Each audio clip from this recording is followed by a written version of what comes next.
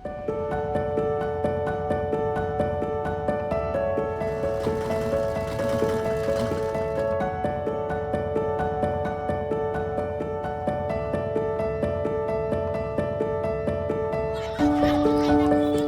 નામ લોબી અયુદ્દીન અદ્રેમાનભાઈ, હું અહીંયા ચાંબુર ગામનો રહેવાસી છું અને વસ્તી સમથિંગ 4000 જેવી વસ્તી છે અહીંયા.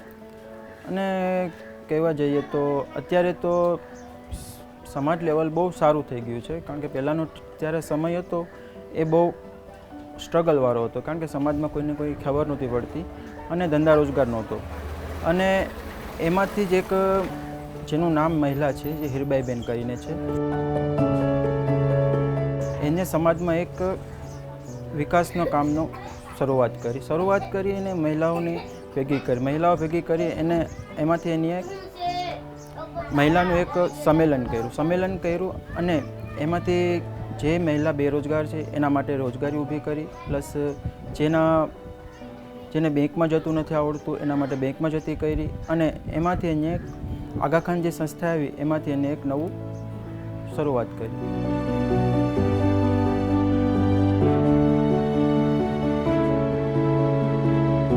ત્યાંના લોકો અહીંયા આવ્યા હતા નાઇજીરિયાથી. એવું કહે છે કે મતલબ 400-500 યર્સ પહેલાં અહીંયાથી જે નવાબ છે જૂનાગઢના એવા લઈને આવ્યા હતા અહીંયા, મતલબ કે કામ કરવા માટે, જે રેલવે પાટા હોય એના માટે, અને એનું એક રોજગાર ઊભી કર્યા. અને કહીએ જઈએ તો એ લોકો અહીંયા આવે ને તો બહુ જ એ તો બહુ જ હેપી થાય, કે કારણ કે એનાથી અહીંયા અમારા લોકો બહુ જ ખુશ છે, બરાબર. કારણ કે જ્યાં લોકો રહે છે ને ત્યાં એના માટે રોજગારી કે કંઈ ધંધા નથી. એ તો અહીં માગે છે કે અમે અહીં રહી જઈએ, બરાબર. એ જ છે અમારા સમાજ માટેનું એક. પણ અહીંયા અમે બહુ ખુશ છે અત્યારે. શીખવામાં તો કહીએ તો શીખવામાં તો અમારે એક નેચરલી જ્યારે જન્મ થાય ને બાળકનો ત્યારથી જ અમારામાં એક ડાન્સ ધમાલ તો ઓલરેડી હોય છે, એટલે શીખવા જવું પડતું નથી. અને શીખવામાં પહેલેથી જ ધમાલ તો અમારે મતલબ નેચરલ કલ્ચરલ ડાન્સ છે. એટલે અહીંયા સાસણગીર છે, ત્યાં જ લોકો એના અહીંથી ઓર્ડર આપે છે. એ પ્રમાણે અત્યારે તો ઘણા બધી ગ્રુપ બની ગયા છે, એટલે જેમ ઓર્ડર આપતા જાય એમ ત્યાં ધમાલ ડાન્સ રમે છે. અને કદાચ અમારું એક ફંક્શન થાય છે એમાં નગારજી બાબાનું ઉર્સ, ત્યારે બી બધી પબ્લિક, જ્યાં આખા અમારા સમાજની પબ્લિક ભેગી થઈ અને એક સમાજ જે ધમાલ ડાન્સ છે એ કરે છે.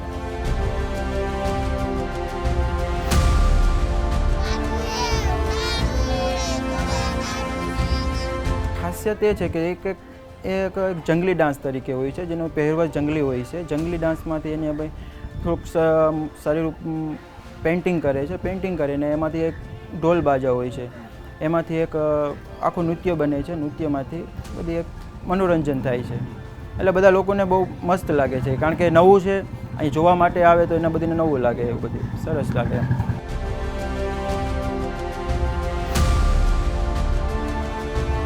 શાળા તો અહીં તાલાળા બી છે, પણ કોલેજ માટે જવું હોય તો અમારે અહીંયા ગીર સોમનાથ વેરાવળ છે, ત્યાં જવું પડે એમ છે.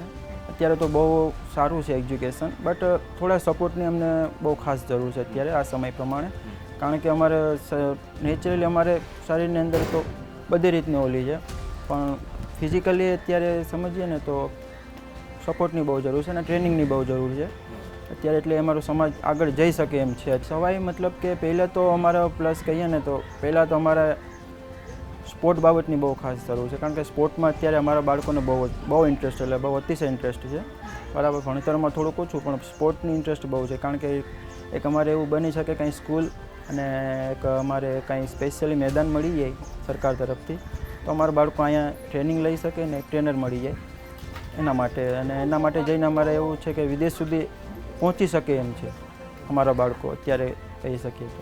ખાણ તો બસ એક અમારા ધર્મની, ઇસ્લામ ધર્મની અંદર એક અમારા જે નબી છે હઝરત બિલાલ, એ જ અમારા એક સમાજની અંદર એવા હતા કે પહેલેથી જ એની અંદર એવી શક્તિ ઉપરવાળા આપી હતી ને કે નહીં, કે અમારા લોકોને અહીંયા એક જ વસ્તુ માંગે કે અમારા જે લોકો છે એક લાખોમાં ઓળખાઈ જવા જોઈએ.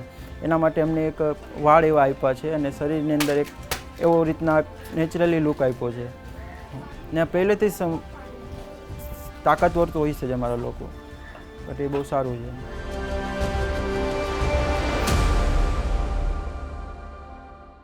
બા ઘણા બધા લોકોનું એક સ્વપ્ન હોય છે કે એમને પદ્મશ્રી એવોર્ડ મળે. ઘણા બધા લોકોનું સ્વપ્ન અધૂરું રહી જતું હોય છે, આખું જીવન નીકળી જતું હોય છે, અને તમને પદ્મશ્રી એવોર્ડ પણ મળ્યો. આપ એના લાયક પણ છો, આપે આટલી સરસ કામગીરી કરી છે. પણ સૌથી પહેલો જાણ ક્યારે થઈ કે તમને એવોર્ડ આપવાનો છે? કોનો ફોન? અરે કોઈ વરતતું જ નહોતું. પેલા વરતવાની તો વાત કરો કે પદ્માસરી હું કહેવાય એ તો મને માલમ જ નહોતું. એક તારા જેવો એક છોકરો આવ્યો, પેલો એક છોકરો આવે ને તે ઓલા રૂમમાં હું પૂતી હતી. હું કામ પછી આવ્યા તો કે હીરબાઈબેન તમે મૂકું? હા. શું કામ છે? તો કે થોડુંક તમારું લખવું. હા કામ લખી દે બાપા, તારે જે જોઈએ. તો કે નહીં માં, લખવાવાળા ફેર છે. મને એને કહ્યું નહીં. હવે પછી થોડોક ટાઈમ થયો ત્યારે આ શેઠી છે વાં હતી, ત્યાં હું બેઠી હતી, નહીં હૂતી હતી. હૂતે વખતે પાસે આવ્યો તો કે માં તમારું નામ હીરબાઈબેન? મૂકું હા. એને કંઈ ના લેખી. મૂકું કંઈ તને લખવાનું હોય ત્યારે કહી દઉં. તો કે નહીં તમારું કંઈ નથી લખવું. ત્યારે મારું નામ દઈ ને ઊભો થયો. તમે એમ એને અહીં મૂકું મારી પાસે પૈસા ને તમને લખણ તો હું કાર્ડ બનાવી દઉં તો હું તને કાર્ડ દે. તારી ગણેશ છોકરોને એને મને 500 રૂપિયા દીધા. પછી આ બાબાને મેં કહ્યું મૂકો હાલેની પાસે કોક દીકી પાછો આવી કે આ ડોહીમાં ખોટું બોલી ગયા. હાલે તું કાર્ડ કર, સપ્પી લે. પછી એને 500 રૂપિયા લાખી ને 600 રૂપિયાના કાર્ડ બનાવ્યા.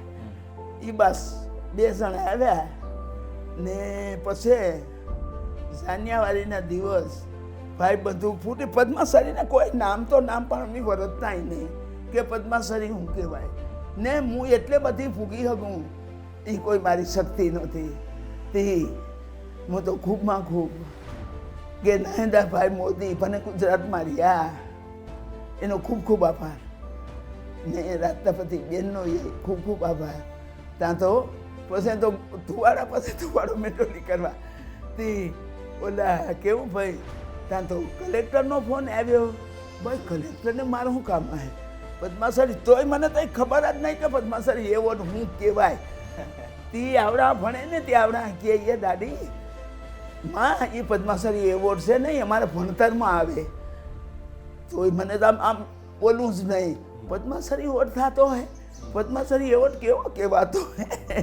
હું તો અમે તો તોય અમારા લોકને તો કોઈને ખબર જ નહીં કે અનુભવ જ નહીં. બધાય કેવા માંડ્યા, એક પછી એક પછી એક કેવા માંડ્યા. અરે હું દિલ્હી ફૂગી ગઈ. હું દિલ્હી ફૂગી ગઈ. હા નરેન્દ્ર મોદીએ તો મને દિલ્હી પુગાડી. પછી બહુમાં બહુ મારા ઇન્ટરવ્યુવાળા આવવા માંડ્યા. માલ સમાન વધવા માંડ્યું. માલ સન્માન તો મારું સારું હતું. ગમે એ આવે ઇન્ટરવ્યુવાળા, હું કોઈથી કર રાજી નથી થઈ. તારું ભલું થતું હોય તો લઈ લે, હાલ કહી દઉં. હાલે જ્યારે મને ને ભણતરમાં તો મને એ લાગતું હતું કે આપણે ખૂબ ઘટે છે.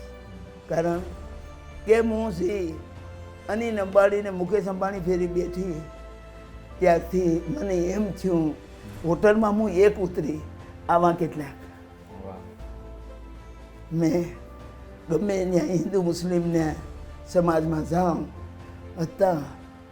તમે થોડુંક નહીં વધારે જેટલું તમારા બાળકને ભણાવ્યો. બાપની મૂડી બાપને ઘેર રહેવાની છે, પણ તમારા ખુદની મૂડી કમાવ ને. બોલપીન એક એવી વસ્તુ છે કે તમે દિલ થઈને બોલપીન વાપર્યો તો તમે ક્યાં ફૂગી જાઓ. વાહ, ખૂબ સરસ વાત કરી બા આપે, અને ઘણા બધા લોકોને આપે પ્રેરણા આપી. અરે પ્રેરણામાં તો હું ફૂકી રહી ગઈશ. મેં કોઈથી મારું આ બધાય મને કહે એવી દયા થોડી કરાય. હું કહું તમારી કમાઈ નહીં મારી કમાઈ. મેં કોઈનો 1 રૂપિયો તમારો લઈને લેખ્યો હોય હું કમાશ એટલે હું ગમે એને દઈ દે. મારે એક જ છે કે આજની તો કાલ મને મળવાનું છે, મને મારા રબને જવાબ દેવાનો છે. મારે એના માથે આનું. આપણે અટાણાઈ જયપુર કરીને ગામ છે ને એક મુમનાની બેન હતી હીરબાઈ બેન, હાવ ગરીબ બેન. હું ધંધો કરવો કે તારે હું પોહાય. પછી એને પેલું બ્યુટી પાર્લરનું કહ્યું, એમાંથી આજ મોટામાં મોટી કપડની દુકાન રાખી તાલાળામાં. જ્યારે જાઉં મને ખબર ના હોય, મારા પગે ફળોમાં ફેરવાના પહેડ માંગો હું તો તમારી ઘરે માણસ છું. એક આપણે હાવ પછાતમાં પછાત વડારા કરીને ગામ હતું, ત્યાં પોલીસ કાયમ ઊભી રહેતી કાયમીન. ત્યારે વડારા ગામમાં કોઈ ધંધો નહીં, બાદ પોલીસ લઈ જાય ને આવે. ત્યારે મેં ત્યાં ગરીબ બેન થયું. પેલા હું તાલુકામાં સુટાણી 1,60,000 રૂપિયા રોકડે આપ્યા. એનું ને પશુ લેવડાવ્યા. પછી એને કીધું મને કે હવે દૂધ ક્યાં લાખું? મૂકું રોડ ને તમારા ગામમાં રોડે દૂધ પી, રોડમાં તે રેડી દો. મેં તમારે પશુ લઈ દીધા, દૂધ વેચવાની તમારી જવાબદારી. પછી અહીં રાતીધાર કરીને ગામ છે, ત્યાં એ લોકો દૂધ લઈને આવતા. અટાણે એ લોકોની જિંદગી બની ગઈ કે એના મકાનમાં પાણી ગળી જતા હતા. કોઈ પોલીસ બંધ થઈ ગઈ. બેન છે એ સરપંચની ચૂંટણીમાં આપણે ઊભી જઈ, એ છૂટાઈ જાય એવું કામ છે. અહીંયા એક ગામ છે પસાટકોમાંથી હાડીની, આપણે ત્યાં મને કુદરતી તાલુકામાંથી ઉતરીને જાઉં ને એ ટિફિન લઈને જાય. આમ થોડો સમન હોતે. તે હું કહેલી ક્યાં જાશ? તો કે સોમની પીઠાભાઈ ફરિયાદ કરી હતી, હું આવીશ. તે મૂકવા તમે બાથ્યો કે તમે કંઈ કમાવો? કહું હવે તું ટિફિન લઈ લે. ભેડા પીઠો ભાઈ મૂકું પીઠાભાઈ તમે તમારા ગામમાં લો. સમજ્યા? ત્યાં જઈ ને એના સમાધાન કરે. આજે એનું પોલીસમાં નામ નથી. વાહ, ખૂબ ખૂબ આભાર આપનો અમારી સાથે વાતચીત કરી, અને આશા રાખીએ કે આપના જીવનથી બીજા લોકો પણ પ્રેરણા લેશે. તો મિત્રો, આ હતા હીરભાઈ લોભી, જેમનો પરિચય આપવાની આપને જરૂર નથી, કારણ કે પદ્મશ્રી મળ્યા પછી અને પહેલેથી પણ ઘણા બધા લોકો એમને સારી રીતે ઓળખે છે. આવતા સપ્તાહે કોઈ નવી કહાની સાથે ફરીથી મળીશું. ત્યાં સુધી આપ જોડાયેલા રહો. નમસ્કાર.